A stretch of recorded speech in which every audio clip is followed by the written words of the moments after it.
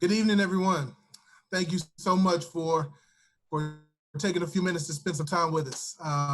Fans, alumni, friends, I want to thank you all so much uh, as you guys have decided to spend your Friday evening with us on the second of multiple virtual meetings with NCCU Athletics. Tonight we have two very special guests with us, but before we introduce our guests, I wanted to go over a few housekeeping items.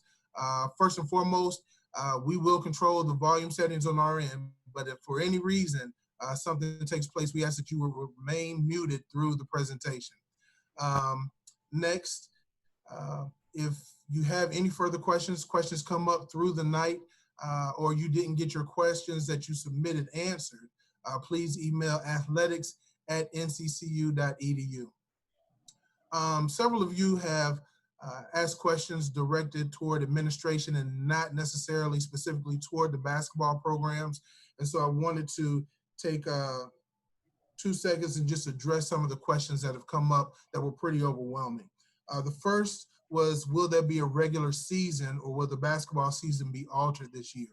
And as of right now, just as with football, as many as you know from hearing from Dr. Wicker McCree, we're not sure yet. We are preparing for the season to take place as scheduled, but in the event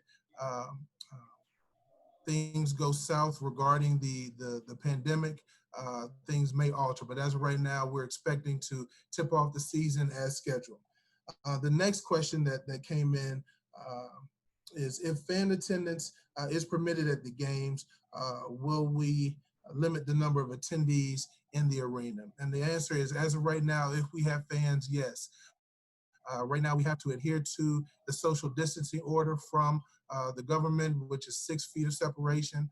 Our ticket office has done a diligent job at going through, making sure that those measurements are accurate. So just as we have done in the stadium, unfortunately in the arena, the capacity this year, adhering to the 6 feet social distancing order, will be at about 30% capacity. So hopefully things will go well. So we ask that you continue to wear your mask, continue to be safe and stay at home. However, if the social distancing order remains in place as we approach the basketball season, we will have to distance the arena, and the capacity at that point will be about 30% of the full capacity. So those were the questions that came in towards administration that several of you inquired about. But now on to the important part of the evening, our two illustrious guests. First, Coach Tricia Stafford Oldham. Coach Oldham was named our head women's basketball coach in May of 2017. She has a national reputation of being one of the best recruiters in the country, with over 10 years of coaching experience with stints at UCLA, North Carolina, and Duke. Coach Oldham has led the Eagles to its first NCAA Division I postseason win to cap her second season at NCCU. The Eagles that season went into the tournament ninth and upset the 8th-seeded Delaware State Hornets in the first round of that tournament. This year's Lady Eagles season was cut prematurely to the COVID pandemic, and it halted the MEAC tournament, as many of you know. And after the women's program swept the North Carolina A&T Aggies for the first time since joining the MEAC. Coach finished her second season with 12 wins, which is the most wins for the women's basketball program since becoming a D1 member. Now, Coach can't only coach, she can play a little bit. Coach was a basketball student athlete at the University of California, Berkeley, where she led the Golden Bears to 2 NCAA tournament appearances and was a multiple All-Pac-10 honoree, as well as a Kodak All-American. In 2013, Stafford Oldham was enshrined in the Cal Athletic Hall of Fame. Her career at Cal, after her career at Cal, she went on to play professionally in the WNBA with Houston and Miami, as well as in the ABL, NWBL, NBDL, NBA Entertainment League, and the European leagues. Coach, thank you so much for spending a few minutes with us this evening. I am more than honored to be here. Thank you for the introduction. I couldn't have written it better myself. Good deal. Thank you.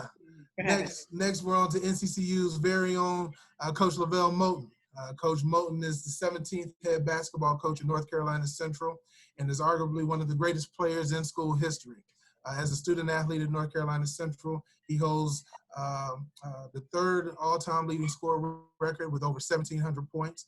He was voted All-CIAA First Team, NCAA Division II South Atlantic All-Region First Team, NCAA Division II All-American, and was named the 1996 CIAA Men's Basketball Player of the Year. After his playing career at NCCU, he went on to play professionally in Indonesia and in Israel. Upon coming back to the States, Coach Moten was a public school head coach before he was welcomed back to NCCU as an assistant coach in 2007. Since taking over the reins as head coach at his alma mater, Coach has 4 MEAC tournament championships, 3 MEAC regular season championships, upward 13 Coach of the Year awards. He's developed 3 MEAC Player of the Years, 1 NIT appearance, and 4 NCAA tournament appearances. So friends at home, join me in welcoming your homeboy, Coach Lavelle Moten. Coach, thanks for spending a few minutes with us tonight. You're on mute, Coach. Thank you, guys. I'm honored to be here. I'm sorry about that. No problem, no problem. So we're going to dive into it. I know folks are anxious to hear about what's going on with the programs and some of the things that have taken place here recently. Both of you have been in the media quite a bit, but so we'll dive straight into the questions. And Coach, ladies first, so we'll start with Coach Stafford Odom. So, Coach, though you're no stranger to Division I athletics, NCCU is your first HBCU. What have been some of your most positive experiences here at NC Central, and what do you see are some opportunities to grow? First of all, the experience has been great and it's been enlightening. As I'm recruiting, I find myself telling people not to be ashamed or embarrassed that they don't know a lot about the HBCU, because in my 3 years here, I've had to do research and learn my environment and my history a lot more. So in this 3 years, I mean, I've learned to appreciate just the depth of culture. To be in an atmosphere on a regular basis where I'm witnessing such proud intellect, such a proud culture of intellectual students. It's exciting. I mean, it gives me a little bit of pressure to excel and to do well and to lead a team to make everyone around me proud, including my administrators. So I've appreciated the connection I have to my administration, to the student body. And then obviously one of the highs that won't be one of the past, that won't ever happen again, is that will continue to happen is us beating the rival. I mean, once I got here, I had to learn about the rival, A&T, but to sweep them this year at the helm of a coach who took 8 years to become one of the tip-top winners in percentages in North Carolina, for us to do that in year 3 is something that won't be forgotten. It's historic. I understand the value of it, and I understand that it's elevating our program and the people in our program. I understand now we have the confidence to know we can compete with the best, and we probably are the best. I also have really appreciated Chicken Wednesday. I mean, I cannot let that go. And we can act like we don't all appreciate it and miss it, but that's something I didn't have at the PWI. So that's good stuff. Thanks, Coach. Coach Moten, a similar question. With NCCU being home for you, what has made this place so special for you, and what has contributed to all the success that you and the program have achieved since taking over the program? I think the thing that makes it the most special, you know, for me is I try not to take it for granted. You know, I realized that this is the place that was responsible for molding a 17-year-old kid into the man that you see today. And my mother's proud of the man that I've become. So I guess it's been a successful stint. You know, when you're talking about returning to your alma mater as a coach, it's almost an anomaly. It's only maybe 6 or 7 coaches in the nation that has that opportunity. So again, it's something that I don't take for granted. And in terms of our success, you know, I said from day one in March of 2009, the day that I was hired, you know, in order for us to to achieve success, it's going to take everyone rowing in the same direction. You know, we're not afforded the luxuries of being able to outmaneuver people and just have flat out more money and capital than everyone else. So it was going to take a team effort and everyone rowing in the same direction. And I don't take myself that seriously, man. As you mentioned in the intro, I had 3 player of the years, you know, that I've had the fortune to coach. And in my mind, it probably should have been 5 or 6. So when you have really good basketball players, they make you look like a really good basketball coach. And, you know, I've had some incredible basketball teams. I had some guys that bought in. I had some outstanding assistant coaches that's really in large part responsible for our success, as well as the athletic administration. The board of trustees have been incredible. Our fans, our students have been incredible. Our chancellors and presidents have supported me from day one. They've been absolutely incredible. So I can go on, but I just think everyone is congruent and joined at the hip in terms of supporting our program, and the results is what you see. Coach. So this question is for both of you. Recently, we've had the discussion surrounding Power 5 schools traveling to play HBCUs on their home court, particularly during the Martin Luther King holiday time. In fact, Notre Dame has announced that they will be traveling for the first time ever to play an HBCU on the road on their home floor. What are your thoughts on this, and will you be open to scheduling a Power 5 opponent in McDougal-McClendon Arena this coming season? Coach, I'll give the brief answer. I definitely welcome them. They're welcome to come to McDougal-McClendon Arena with a big fat checkbook. And I say that to say they're welcome to come on any day, and not just the day that'll be on the media, the day that'll show, hey, we did something for the HBCU on this day. I wanted to be consistent, something that, you know, doesn't just have to happen on that day. So I welcome them. Coach, what you got? You know, I think one of the things that we have to be mindful of is, and I encourage everyone on this call to kind of see it. I encourage this kind of conversation because if you read it in a newspaper, or somebody quote me, it's not contextualized the right manner. But my thing is, I'm not a fan of the photo ops and the gong show type thing.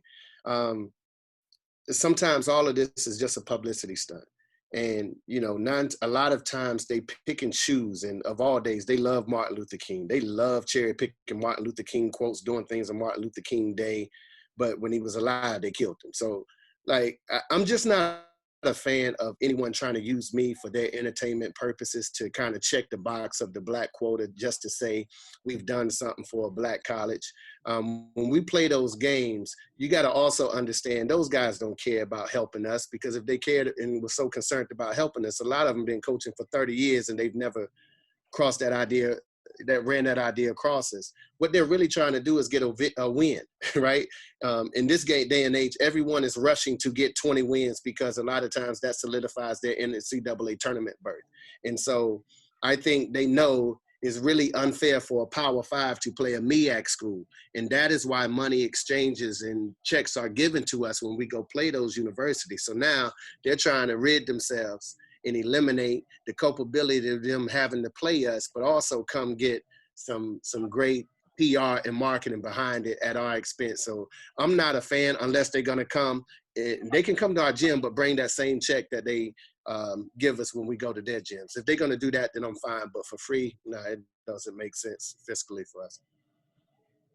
Sure, Coach. So Coach Moulton, staying with you. So on the topic of some of the race relations and the climate of the country, in lieu of the recent incident in Minneapolis and the racial climate across the country, you were very vocal in the fact that Power 5 coaches have been silent, even though the majority of their rosters across the country are Black males.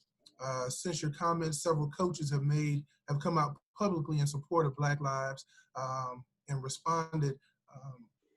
But what prompted you to comment on this topic initially? You know, there was many things.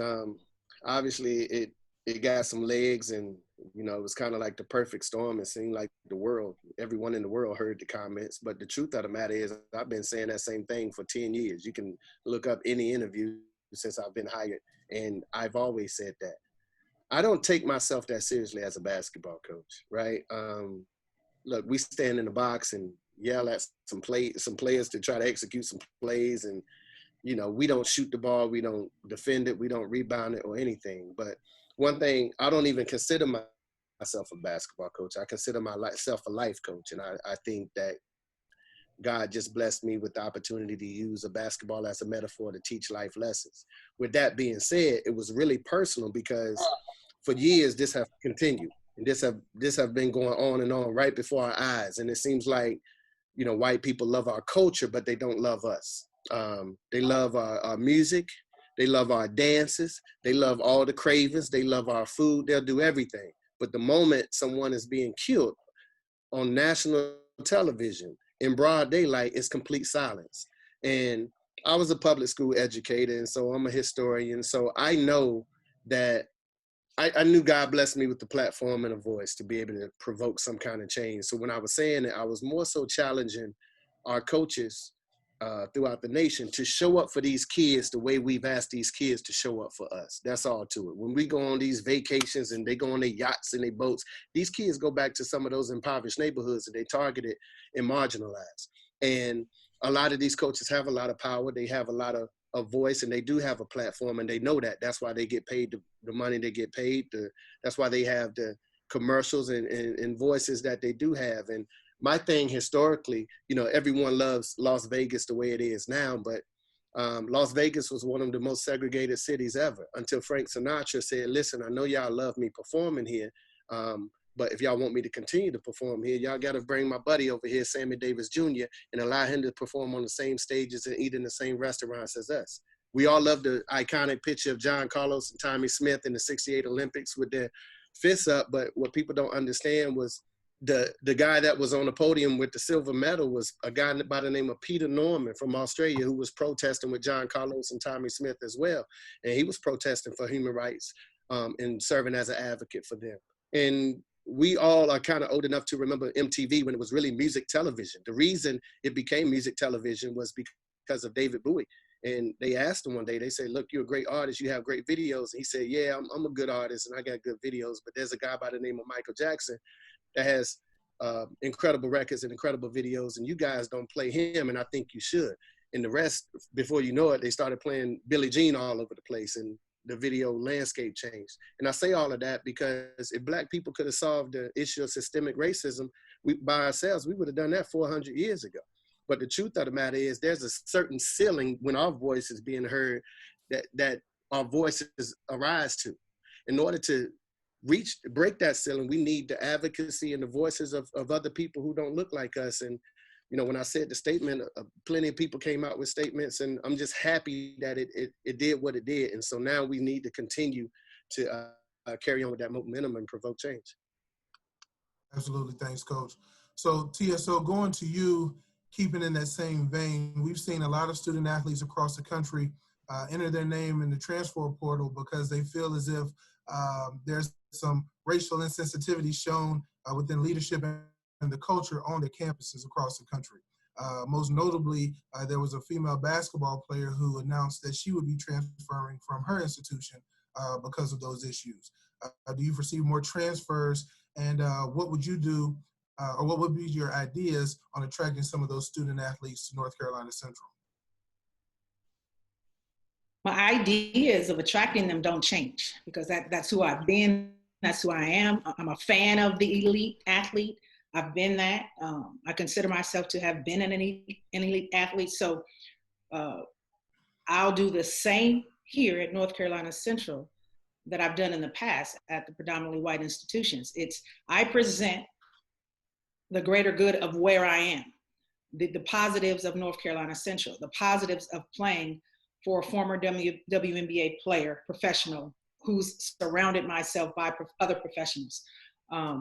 I'll present the fact that we're the number 11 HBC university in the country. I'll present all the positives of who we are to them, which I've always done. what's going on now is the light is on. So a lot of these student athletes, female included, they're feeling a bit of pressure, a bit of embarrassment to have been in an environment where they understand they've been suppressed, where they understand they've been mistreated. So now the light's on, and people are wondering, are you going to stay? Are you going to go? So my package of presentation doesn't change. It's them that are now allowing themselves to hear and see things differently. And I don't put anything past. I give the utmost respect to this generation now who's a lot more educated, a lot more willing to do research and read and understand. They're the ones with all the power. So now they have more of an open ear to what I say. A lot of these recruits, probably the one you're referring to, I mean, I had relationships with before they chose the university that they now realize, is not the best for their environment. So do I get the callbacks of the kids that are now trying to perhaps find themselves? Yes. So I've communicated with several people that are in the transfer portal, ready to leave, or even the Power 5 kids now, the 5-star, 4-star kids who are now seriously considering HBCUs. I get those calls, and the conversations are probably just a little deeper now. Good deal. Thank you. Thank you. Now to get to a little bit of basketball in North Carolina Central. Now, this is for both of you all. And this question came in quite a bit. But regarding the MEAC tournament, how did both of you find out about the tournament cancellation? And although you knew it was the right decision in the end, what was your initial reaction when you found out that the tournament was canceled? Coach, no, that was a cold day for me. I think we had just, I know, I'm pretending like I don't know, but yeah, we had just won a game that we weren't probably slated to win. We had won our third game over NCCU, kicked their butts. And we were celebrating, and I had two of my stellar student athletes with me at the podium talking. And one of the questions, I believe it was Cal Serva or Kevin Buchek, they witnessed it. One of the questions was, so what are you going to do since you're not going to play? So my whole posture changed. I don't understand. What do you mean we play tomorrow, right? So that's how I found out with my student athletes. I looked at their faces. They looked at me. And it was tough for that news reporter to be the bearer of bad news. But we ended on a high note. And I told my team in the hotel there in Norfolk that most teams can't say they ended their season on a win. So when you win, you're probably considered a winner. So it was not as difficult of a closure conversation that I was able to have with my team, because I was able to impress upon them that we did what we can control, and we set the platform and the foundation for something fabulous for the future. Yeah, for me, if I'm trying to remember correctly, I just remember being in the hotel room watching ESPN probably the night before our first game. And I remember I was watching the Utah Jazz and the Oklahoma City Thunder, and I saw them canceling that game. And I said, something's going to come down the pipe, because a lot of times NCAA football and NCAA basketball is predicated off of what the NBA and the NFL does. And so at the time, we really didn't know much about the virus, but we knew enough to know that it was, dangerous. We had a great game against Delaware State that night, and I thought we played outstanding. And, I was looking forward to us going to the Final Four. But then as we went to support Trish and her young ladies, it was just a dark cloud over the arena as they were playing. So we're trying to cheer for them, but it's like, you just knew it was going to be canceled. And now in this day and age with social media, world news is at the press of a thumb. So I'm looking on social media and I'm seeing other tournaments get canceled. And then once I saw the ACC get canceled, I just figured it was only a matter of time. When it's about safety and health, I'm all for it.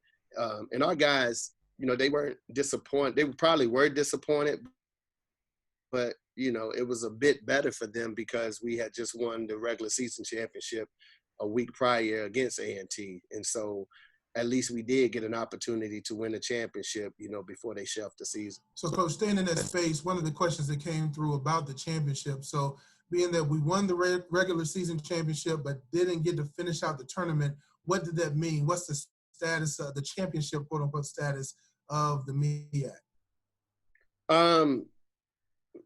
We said 4 in a row. We're celebrating 4 championships in a row because we did win the regular season. Now, in terms of the tournament, their bylaw pretty much says if any cancellation of a tournament occurs, then the regular season champion is awarded the NCAA bid. But in this day and age, with the COVID and the money, that means if we were awarded the bid, that means we would probably get the money that's associated with the NCAA. So I don't think, in all honesty, they wanted to award us that. But we celebrated 4 championships in a row. We ordered the rings. They should be here anytime. I'm looking forward to them. Good deal.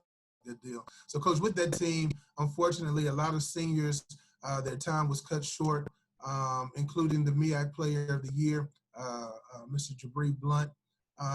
Jabri was a transfer into North Carolina Central. Why does a large part of your recruiting philosophy surround recruiting transfer student athletes? And why do you prefer transfers versus the freshmen and developing some of them like you have done such a great job with Jordan Perkins? When I first got the job, a lot of people push that narrative that we heavily transferred, but we heavily with freshmen too. Like the most successful guys, Poobie Chapman, Jeremy Ingram, KJ Javard, Jordan Perkins, like all of those guys were freshmen. I think it's a sign of the times. And as a leader, you can't be so stubborn into just doing one thing your way. When I first was hired, I had a recruiting philosophy. I was going to pretty much do it like football did this, recruit freshmen and, try to develop them and redshirt them and become older. But then I saw this thing. I was watching Will Smith one day, and I was a huge fan of a show called The Fresh Prince that he was on. And his last year, he declined to be on The Fresh Prince. They were going to pay him $1 million an episode, and he wanted to go to Hollywood and act on the big screen. And so he asked his manager to pull the highest grossing movies of all time. And they pulled it. And what he discovered when he looked at that list was the highest grossing movies of all times were all science fiction movies, and they had an animal in it. So that's why he went and chose Independence Day, because he saw movies like E.T. and Jaws and so on and so forth. So I went to Kyle Serba, and I said, Kyle, let me see the last 10 MEAC champions. And they printed that information out, and I just studied what did they all have in common. And the last 10 MEAC champions were all the oldest teams in the league. And so I said, I'm trying to do this young boy development approach, but that's not the way to do it. If we're going to do it, we have an old league where we give guys second and third opportunities. And so regardless of how great this freshman is, you got to sprinkle him in with some grown men, because he's going to be playing against 22 and 23-year-old grown men. And at the end of the day, a talented kid versus a 23-year-old man is going to win. So that's been our recruiting philosophy from this point on, is just kind of sprinkle those things and kind of keep up with the league and, stay old. Gotcha. So, Coach Stafford Oldham, the bulk of your career has been spent at a high major level. What have you learned at that level that you apply to your experience here at North Carolina Central? I've learned that what I have inside of me travels with me. So I think I have to learn to give myself more credit than a lot of people give themselves. When I'm encountering a family, an athlete, a support group for a young lady I'm recruiting, they want to know that I'm going to genuinely care for their child. I'm going to genuinely care that they reach their goals academically.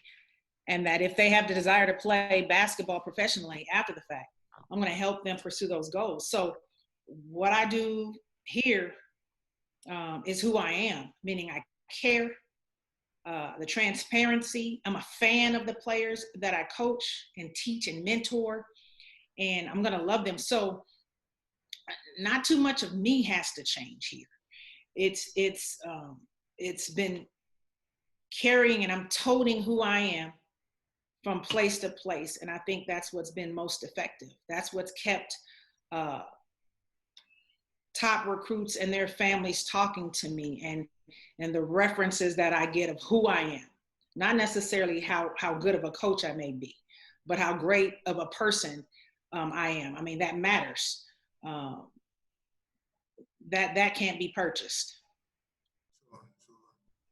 So we're talking about recruits, and one of the things that's trending right now are some of the premier blue chip athletes considering HBCUs to attend. So this question is a two-part question, but for both you all, um, elaborate a little bit on the trend of some of these athletes around the country committing to HBCUs, and what does that mean to you all as HBCU coaches? And then the second part of that is there a variance? And I think Coach TSO, you alluded to this before. Is there a variance in how you will recruit one of those high-profile athletes, understanding that everyone in the country is trying to get some time with those folks? I think our approach has to be, being at the HBCU, has to be more informative. So I was on a call last night and the night before with about 60 plus Division I African-American head coaches, men and women, all across the country, all levels, all conferences, some of the elite, a couple of NBA people and AAU basketball heads. And what we're all trying to do is educate first, so that there's pride associated with playing for an African-American coach. And then I have to go a step further, Coach Moten and I, because now we're educating about us, which doesn't happen in high school and prior to, and not really during Black History Month. There's not a lot of educating going on. So as I alluded to before, I'm not offended when people are not educated. It's called ignorance, because there's not enough marketing about us and our institutions, so people don't know. So it's my job to go in and educate, just as if I was coaching. I can't be upset at the person that I'm coaching that does not know how to do a Euro step like maybe Coach Nigel Thomas knows, because I haven't taught them. But if I've taught them that, now I'm upset because I know I've taught them something that they're not using. But I can't be upset about the people that are uneducated until I educate them. So I educate them about who we are and what we have to offer. And then my approach becomes the same. So I have to do a little more educating and not just gloating about the history. What I'm gloating on now is the history that Coach LaVelle Moten has created and our football team has created. But because of the success of the academic side and the athletic side, I can use that because it brings notoriety and familiarity. And the more they're seeing, the more kids relate to, that's a place I want to be. So the more they're on TV, the more any of our athletes have success, it helps in the recruiting. And all I can do is reference to the success we've had. And then I go personal with the success I've had, the educational background myself and my staff has. And I present all the information on the table. And I continue to have relationships with the people that matter, including the student athlete themselves. Absolutely. Coach Moten, the same question to you. With the trend of some of the premier student athletes choosing HBCUs or considering HBCUs now, and then the variance in recruiting of some of those students? You know, I think it's trending in the right direction. I always felt like we were at a time where things would change for us as Black people, not only in athletics, but just across the world. And I just thought there was a certain spirit and momentum that I felt would be continuous. With that said, I think young Black kids are starting to realize their potential.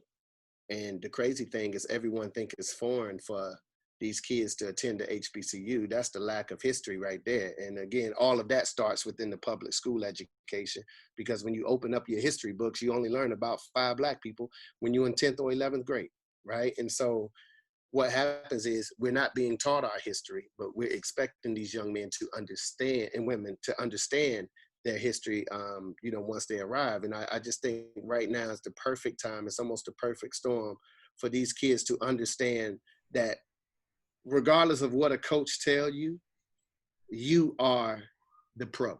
You are the guy that the cameras go to see. You are the reason these universities are rich. It's you, you, and you. And for so long, they've been told that, you know, I was an AAU coach and I had the opportunity to coach a kid that y'all probably know, who honestly lived in the next apartment building beside me, John Wall. Well, during his recruitment, so many coaches would say, man, come here and I can make you a pro. And John Wall was a pro when he was 13 years old. It ain't matter where John Wall went. John Wall could have went to the federal penitentiary and still been the #1 draft after 4.5 months. That's just what it is. So these kids got to understand that the power lies within them. And wherever they go, they're only going to enhance the universities and the programs of the institution that they achieve. And what I've been trying to tell them is, listen, from a historical point of view now, my man, you're electing to go and play in front of a crowd and play in an arena that's named after a man that was a white supremacist who considered you and your great-grandfather 3/5 of a person and would have looked him in his eyes and called him a boy. Now, if you feel comfortable going and do that, then God bless you. But I give them the true education because those PWIs Black colleges were alternative institutions because they didn't want to accept us anyway. And then once they saw how prominent and luxurious the experience was over here and how beneficial we could be to them, then now they opened up their doors for us. And what it did, it weakened the HBCU circuit, but it strengthened them. So now we need to get that back and strengthen ourselves. Yeah, thanks, Coach. So there have been a overwhelming number of questions surrounding your schemes, your X's and O's, how you guys coach, what takes place in the huddle, and all that good stuff. So what is the basis of your offensive and defensive schemes, and why do you coach those philosophies? TSO, we can start with you. Well, they won't know what happens in my huddles, that's for sure. So you can scratch that one off. That's a coach's thing. But I enjoy watching the game at a fast pace. So TSO basketball is what we've adopted here: transition, stops, and offense. I feel like, again, I've said it over and over, everyone should have the capability and the endurance to get up and down the floor and make this game fun to watch. Because as I'm sitting there, I don't want to be bored to death either. So I want to be able to get up a lot more shot attempts than we did this year. I think we did not get up more than 30 shot attempts, field goal attempts this year. So my goal would be to get up 40 plus 50 shot attempts a game. So we've got a long way to go, but I'm trying to score 75 plus points a game, between 73 and 75 points a game. So that speed, John Barbie, I see you laughing. I was serious about that. So I'm trying to get my kids up and down the floor to speed the pace of the game up, which means we've got to get in better shape, which means that now we're forcing a team we're testing their endurance and their conditioning, and perhaps now they fall off with the IQ of basketball. So I want to have a smarter team at the end of the game as well. I want to be able to get stops, dominating a team on the defensive end so we can get more shot attempts. And then I want everyone to be offensively capable of being an offensive threat. I want anybody to be a handicap on my offensive side of the ball. So offensively, I want to score, get up and down the floor, make the game exciting, and be able to allow everyone to display their individual gifts and talents, their skill sets. Defensively, like I said, I want to get stops. I want to speed the game up defensively as well. We tried a couple of different defenses in our presses this year: 22, 2-2-1, 1-2-2, tried a half court 1-3-1, all in an attempt to find the weakest ball handler or the poorest decision maker to give us an opportunity to get the ball back offensively. I don't believe in giving up middle drives. You might not be able to tell that by watching film, but that's our philosophy. I believe the weak side person should help with the confidence knowing that they will get help from their teammate. Contested shots is what I believe in, not giving up open baskets. Coach Moon, the same question for you. She's a lot more analytical than me, I'll tell you that. I just go off field. You know, we've established a system here, and we've had some great guys in some of those roles. So we've pretty much tried to recruit towards that system. Probably the best thing that ever happened to me in my life was I was a middle school coach where I couldn't recruit. I just got kids that was in my zip code. So I had to just learn to create a system off of personnel. So we played every defense, every offense, because we just struggled sometimes to score. And so I have that as a package, and I sometimes, implement that into our NCCU package. So a lot of the things you'll see, offensively is pretty much been consistent. But my main thing that's overall the most consistent thing is like you're gonna see us defend. I think in the 10 years since I've been here, we've been ranked number 3 in the nation. And every year, our personal goal as a team is to be ranked number 1 and number 2, either 1 or 2 in both offense and defense within the MEAC. So we've pretty much been consistent with that, and also hold teams under 40% shooting. That's our thing. Just always look at a box score, and we call it 40 below. Did we hold this team to 40% shooting or below? And if we did, then 9 times out of 10, we're going to win that basketball game. So our guys know if you're not going to defend, you're not going to play here. And that's a non-negotiable, and we don't compromise that. Awesome. Thanks, Coach. TSO, you have some true fans out there. Someone just commented the 131 with Paulina up at the top was their favorite. So people are paying attention for sure. Oh, JoJo, that's from JoJo. I appreciate that. Hey, bring her back for me so we can run it again and perfect it. But thank you. So this is for both coaches. While we're staying in the spirit of our student athletes, which is the reason why we're here, Coach Moulton, we'll start with you this time. How has COVID impacted the team? And as you've as we go into the summer, we were expecting some of our student athletes back on campus, and I know all of us miss them. But what has been the communication like with the program? And I'm sure, and how are the guys working out at home and staying healthy and all that good stuff? Yeah, believe it or not, it wasn't for us. It wasn't that weird initially, because that would when this thing hit, it was kind of like April, and that's normally the time that we go hard every single day, man, and we demand a lot from them, and sometimes once in 2 days, and they get tired of me and I get tired of them. So we both need a break to recharge our batteries. So April is normally that break, and I leave them alone and let them focus with their families and vice versa. And, as of late, we've been doing a lot of Zooms, for improvement. I personally didn't want the kids back on campus because I just don't feel comfortable. I don't feel safe. I don't think we have a grip on, not we meaning North Carolina Central, just America. I don't think this thing has been respected the way it needed to be. And I just didn't feel like we needed to put our kids at risk just in the name of improving over a 3 weeks course. So, I feel like you can get better, without being on the basketball floor. So my assistants do a great job of just reaching out because I want them to develop and groom them as head coaches. So a lot of times they have their positions and they're meeting weekly, with our guys via Zoom.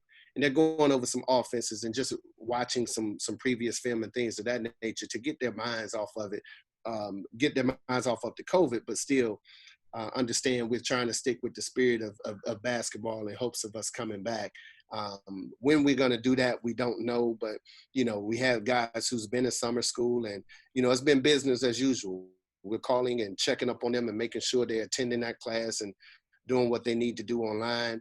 And, just trying to prepare the best way that we can. The thing with this COVID, that kind of frightens everyone is that, normally we always know the answers as leaders. This is something you just don't know. So until they eliminate the unknown, we're just going to take it slow and just try to stay healthy. Absolutely. Coach Stafford Oldham? My answer is very similar to Coach. I think that for my young ladies, we communicate regularly. More so my team communicating with my assistant coaches so that, yes, this is their time where they can create better relationships and more solid relationships with the players. I give them more responsibility. Instead of dumping it all on me, I give them little assignments to give me answers of how the young ladies have been doing in school at the end of the semester and now in summer school. I'm really grateful for Kia Robinson, our academic advisor. She's done an excellent job of making sure they've stayed on track academically and they're getting enrolled in their classes. But a couple of my young ladies have struggled. I mean, not just COVID itself. A couple of them have had personal family friend members that have been affected. But more than anything, as much as, and I think our AD, Dr. Wicker, says this all the time, they want to be here. As much as they don't want to be here when they're here, they go away and it's all messed up. Some of them, like Coach always says, they live in impoverished situations and environments that they may complain about being here, but they are clear in understanding that NC Central is a much better place for them to be. So, they complain about being here, want to go home when they're here, but right now they're struggling because they want to be here. They want to be in the environment, the social environment. They miss their teammates. They miss the structure and the interaction. So a couple of them I've had to speak with, and thank God we do have a medical staff available. One of our doctors, psychologists, is that right? Psychologist, psychiatrist, I think it's a psychologist. Somebody, y'all know the answer, but they've been available to a couple of my players that have just struggled with the drastic difference of their lifestyle, being home, maybe now having to be truly responsible for siblings or seeing their elder parents suffer. So it's just a mental strain for them, and they'd rather be here enjoying NC Central basketball and NC Central social life. Sure. So in that same vein of COVID, how is that impacting recruiting and what's taking place? I'm not sure if this is a dead period or what have you, but if it is, when you come off of this dead period, what does that look like with re-engaging recruits and the communication mediums that go out to them? Well, the only difference will be now, whenever, yes, it's a dead period. It's been an extended dead period, which just means we can communicate, but there can be no physical contact. There are no visits coming to campus. We're not able to go out and visit. So it ties our hands in that regard, but it actually causes us and forces us to be more communicative over the phone, through their venue of social media. I hold some of my potential student athletes accountable for giving me callbacks, and I give them homework assignments and give them deadlines, and a lot of them respond to that, and that creates a good relationship. Hey, did you do your research? What did you find out about our program? And, so when I give them homework assignments and they have deadlines, they get back to me, and it just gives me more reason to communicate with them. Has it been affected? I think when you're an effective communicator and a good recruiter, nothing can stop you. Absolutely. Not even COVID. Coach Moulton, toss that one to you. Like that, Coach? Coach, you like that? Not even COVID. I know that's right. COVID stopping me from going to these gyms, seeing these kids. Yes, sir. But no, I agree, man. Like, the thing about being not only a leader but a head coach is, at the drop of a dime, you may have a game plan, and that's fine and dandy, but you better be willing and able to adjust on the fly, right? For any circumstance or that presents itself. And with this COVID, we just had to adjust. I got outstanding assistant coaches, and for us, it's business as usual in terms of how we recruit. And so now we're just calling them a lot more and just communicating with them a lot more than we would normally do, because we would normally supplement that by going to evaluate them at a local gym or of that nature. But now you just get an opportunity to spend more time with them. It's kind of like being with your family, right? You just get an opportunity to spend a little more time and talk a little more and get to know them. So for us, it's been beneficial because we're actually checking the boxes and pretty much really getting to know these guys. A lot of times you can get a commit so fast and you can love them and they can love you that you really don't know them. And then once they get on this floor with you, you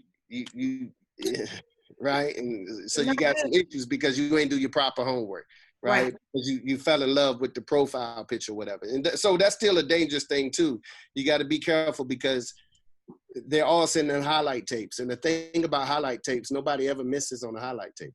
Like nobody ever misses. So you can be catfished as well if you're not extremely careful. So you got to do your due diligence and you got to put your minds to it. And I just think this COVID has taught me to exhibit some patience.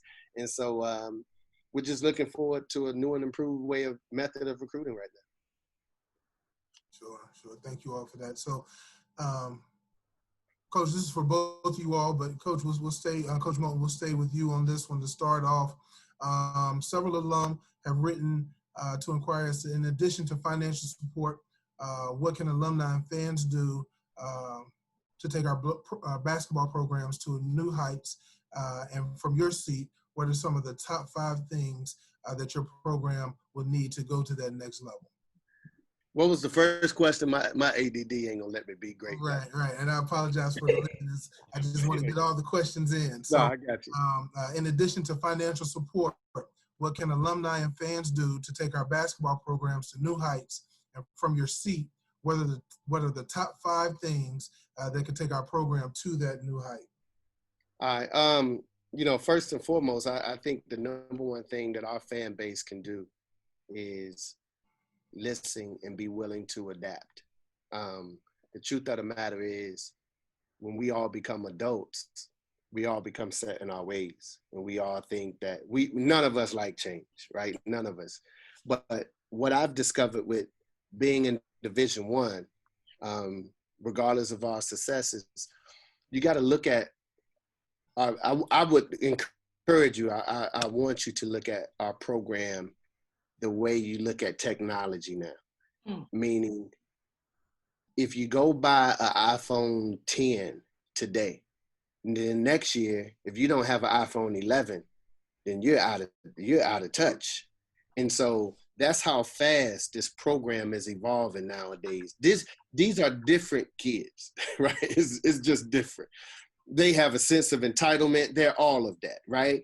When we were coming up, it was your options were you go to college, you go get a job at the warehouse somewhere, or you go to the Army, right? And so you were happy and appreciative to go to college. These kids don't have that anymore. And so this is the first generation where you can work from home. Think about that, right? Our parents could work from home. So they grew up under this, so they have a sense of entitlement. And so they feel like, what is it that you can do for me, not what I can do for you? And so with that, everything is constantly changing. And I guess that's a perfect segue for my next question.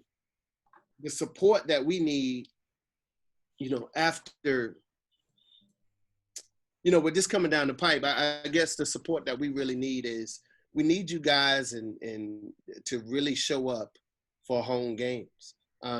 My goal is for every game to look like the A&T game, right? And the blue bloods that we consider to be in the nation, whether it's Carolina, Duke, and Kentucky, their arena is always packed. It's just a different spirit when they're playing their rival, right? So I want that spirit to be different, but I want, I think our young men in our program has went out and produced and deserve that certain respect for you guys to show up. And so I strongly encourage you to do that, not just a fashionable game or a sexy game such as A&T or, someone else of that nature.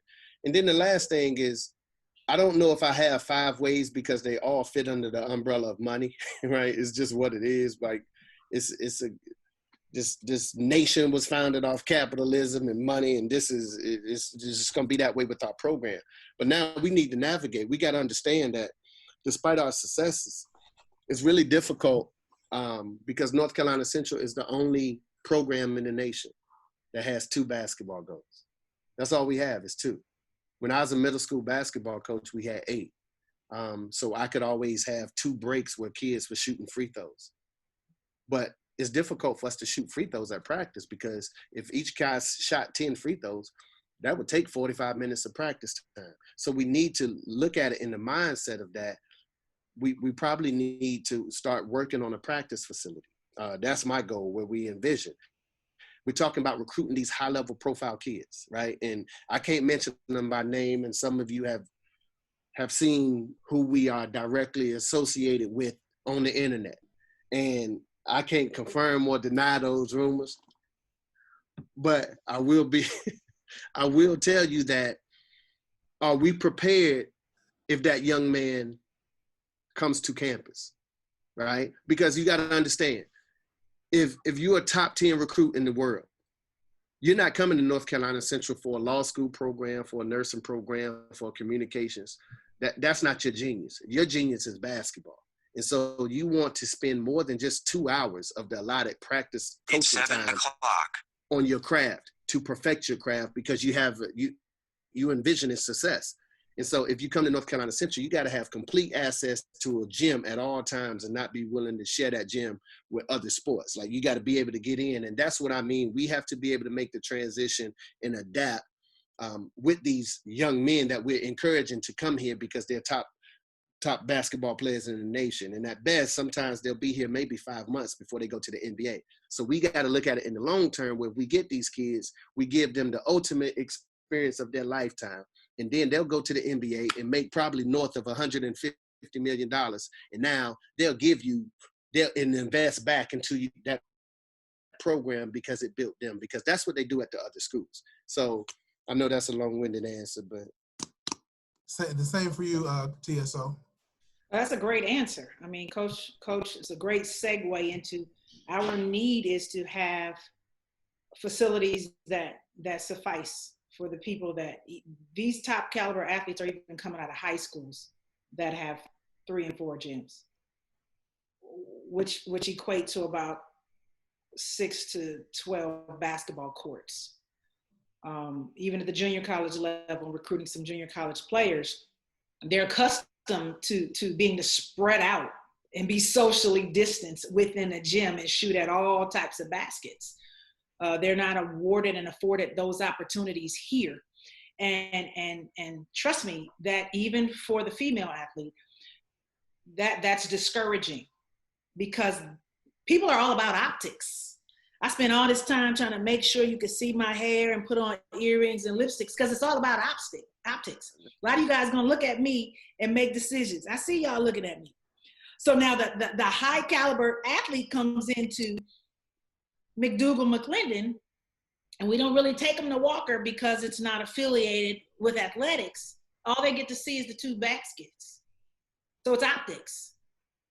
So immediately their thoughts are, how can I get better? Or is anybody going to come see more? How can I work on my game? Can I use this all the time? Volleyball comes in, everybody's lurking around. Women's basketball comes in after his practice. We're waiting to get on. So that athlete's going to think, I don't know if I can reach my goal and get to my next level if I don't even have a facility that's dedicated to me. A weight room. I got to walk from here to there to get to the weight room to work on my physique. That's tough. It's tough. And it's the reality of optics and what it looks like. So our need to really make ourselves attractive is to have facilities that accommodate them. And we're getting there. I'm driving down Fayetteville myself, and I love how the pretty building, the Union Center and the dorms, all that is incredible. So an athlete, I'm driving them around legally, Kyle. But then they want to know, so where do we hoop? Where we work out? Where we eat? And the cafeteria is outstanding as well. But like Coach said, why'd you say, Coach? That's not their genius. Right. They're coming for the outstanding academic opportunities and to ultimately fulfill, get that degree. But in the meantime, how convenient are we going to make it for them to develop so they can go make that money and give back to us? Awesome. Thanks for that. Coach, we're gonna toss you a lob real quick. This has been a question that several of the folks on the call have inquired about. But over the years, there have been rumors about you being courted by other schools. What has kept you here at North Carolina Central University? Wow. Hold up. It's been me keeping him here the last 3 years. There you go. Why he thinks I was just going to help him. I couldn't leave TSO. That's Nah, it's a culmination of things, man. I'm from the area. It's been home. It's my school. All of those things have been factored into the decision. And I'm comfortable within my own skin. Like I've lived in poverty over half my life, so I ain't never done anything for money. I've been offered jobs that, were much more money and everything. But at the end, it's about the right fit, and opportunities present themselves, and that happens every year. Y'all hear it, y'all see it on the internet, so I ain't here to shut down any of that. But it's right now, it's the right thing to do. And credit North Carolina Central and the board of trustees and our athletic director and our president and the community. They've really supported me and made it clear that they wanted me to be here. So just I think as humans, we all want to love and be loved, right? So that's the one thing that we have in common. And I love my university, man. And so I'll always have some loyalty, to them. So anyone that's trying to lure me away, they better come with it. You know what I'm saying? It ain't just gonna be an easy win for them. So I hope I answered it without. That was perfect. That was perfect. So listen, we're approaching the hour. I want to wrap up on a little lighter note. We got serious for a little bit, but as folks follow you all on social media, they see that both you all are extremely family oriented. Coach TSO, I've been nervous. You still had the kids outside working out and grinding. Coach Moulton, I see VJ outside working around the cones and getting shots up. I even saw he got scared the other night and had to go sleep with Kobe. That's right. That's right. But, just put in perspective what this time has meant for you all, especially being that you're on the road so much during the season, with the conference being so spread out. You guys are gone from Durham quite a bit. What has this time meant for you and your families? Ladies, okay. For me, it's been everything for me. I've discovered that I'm a quarantine type of guy.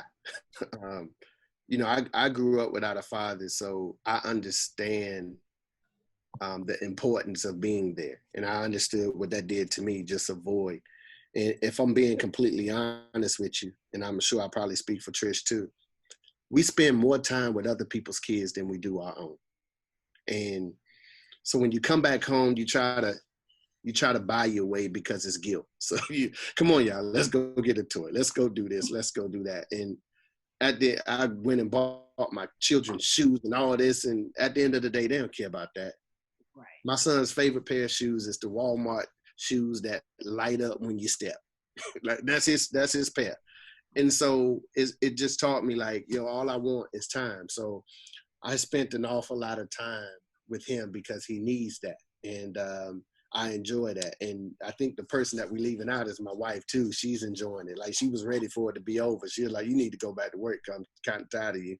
But, I cooked my first meal. I ain't ashamed to say it. I cooked my first meal for the family during this quarantine. And my daughter thinks like I'm the best cook ever because I done fried some fish and got a recipe from my cousin. But so all of those things is something that she can remember me as, other than just a basketball coach, because basketball is what I do, not who I am. And during this opportunity, I had a lot of time to spend with them, man. So I'm loving every bit of it. Well said. I just agree. It's been a much needed time just to reconnect with family. Like Coach said, I mean, we're often in and out. Sometimes trying not to, but sometimes bringing the concerns of work home. So never really able to give undivided attention to, what it is my family needs, my sons, as they go through different parts of their times in their lives. My husband and I have been able to have real couple fights because we were around now. So, those things are normal and hadn't really been taking place. So that was a little odd, but now to be able to be home and spend time and have to communicate differently, it's much needed. But like Coach said, for the most part, it's just, it was much needed, very welcomed, nothing that I regret. And, being able to spend more time is a dream for a coach. Spend more time with your family is something that you can't get back, the lost time. So you got to appreciate it. Well, as I mentioned, we've approached the hour. I wanted to give you guys the opportunity to leave our fans and alum and supporters with a final thought. TSO, if you could leave our folks with anything, what would it be? We're going to be better next year than we were We're on an incline, and I have no intention of pushing the brakes.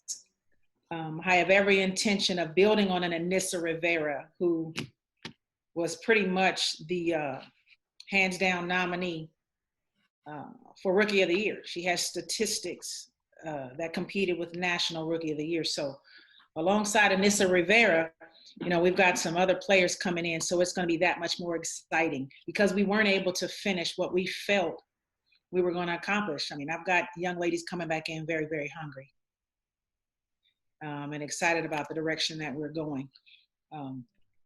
You don't want to miss out. Don't miss out. And I need you there and in our presence, encouraging us and supporting us on a different level. We're entering a different time now. So people have told me in church, you know, you want something different from God, maybe you got to give him a different praise.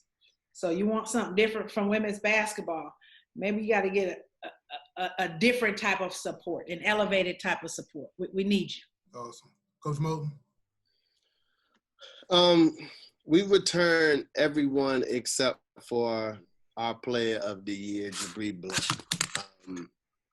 He was phenomenal, you know, aesthetically and what you saw, but where he really excelled, that's probably my concern is he had a different level of maturity. So he led that locker room. Like, he was an extension of Coach Moulton in that locker room. And they were, at times he was unpopular in the locker room because he echoed my sentiments, but that's what you need in dealing with that. So it'll be interesting to see who's going to step up and try to fulfill that vacancy in those shoes. I'm excited. We have several new recruits that we're excited about. Obviously, they haven't touched the floor just yet, so I don't anoint anyone until they go out there and prove it. It's going to be earned and not given. But I just thank all of you guys for, you know, just taking the time out of your day to get some intel on our program and for us to share and for us to allow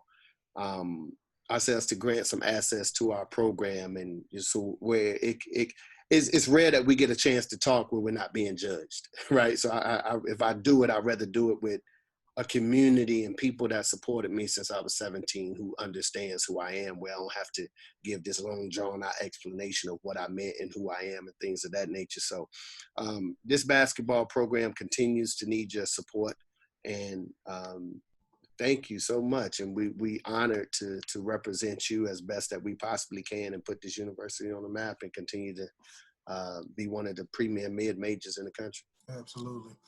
Coaches, thank you so much for your time. Coach Moulton, as you alluded to, it's rare that this type of access is provided inside the locker room. Hopefully you all will be amenable to continue to open up the doors to our fans.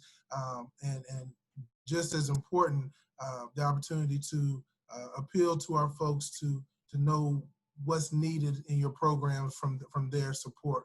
I charge each one of you on the call as we go into this next phase of Eagle Athletics, the next era of Eagle Athletics, to contact our offices, contact Dr. Wicker McCree to find out what else can be done in support of our programs.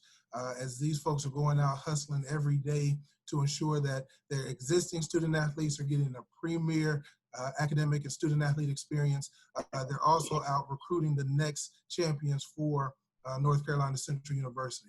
So please consider stepping up the support.